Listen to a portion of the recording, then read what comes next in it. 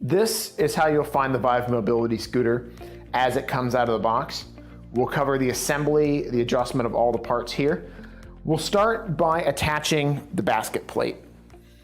Basket plate you'll see here to these two screws. Now I've already loosened them, so these should just pull free.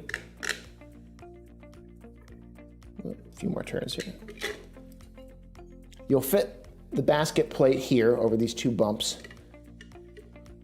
Take the screws, run them back through, and tighten them down to secure.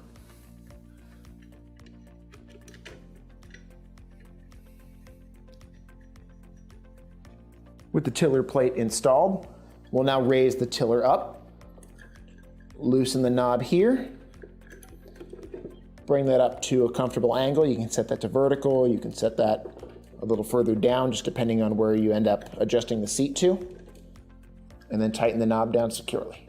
We'll now go about loading in the battery pack here onto the seat. You want to make sure that the battery fits into the tray here and that the contacts on the back of the battery fit down onto the contacts here on the rear section. You'll set that, drop that into place. You may need to fidget with it just to get it to seat properly, but once it does, you'll see it fits fairly flush. You'll then attach the battery plating with one of the screw knobs here.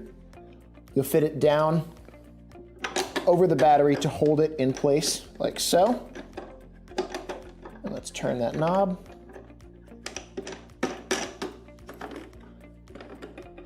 So this will hold the battery in place when you're moving. If the battery ever does need to be lifted out, all you have to do is loosen this knob and rotate that plate out of the way to lift the battery back up.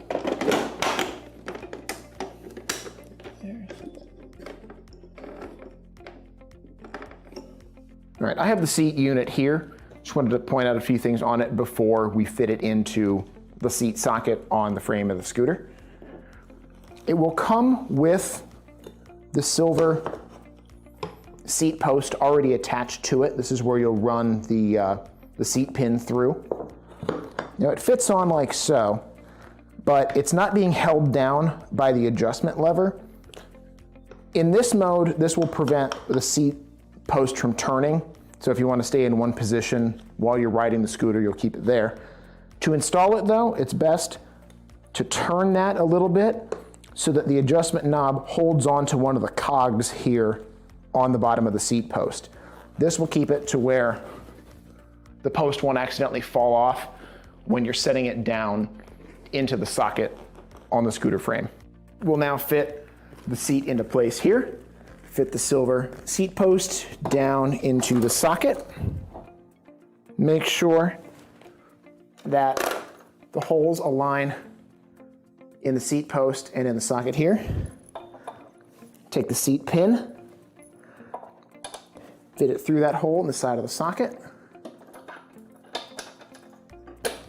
Make sure it pops out the other side, and that's got the seat set to its desired height.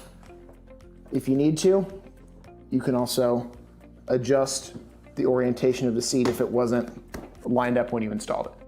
With the seat installed here, the seat back can be folded up, and we'll use one of our screw knobs and fit into the screw hole here at the front of the column. Tighten this down. This will prevent the seat from wobbling at all. We'll now go ahead and install the armrests. I have one fitted in here just for reference. We'll fit the other armrest into the square socket down here. On the spot there, fit it in. Make sure the screw knobs are in place. And tighten that to be sure.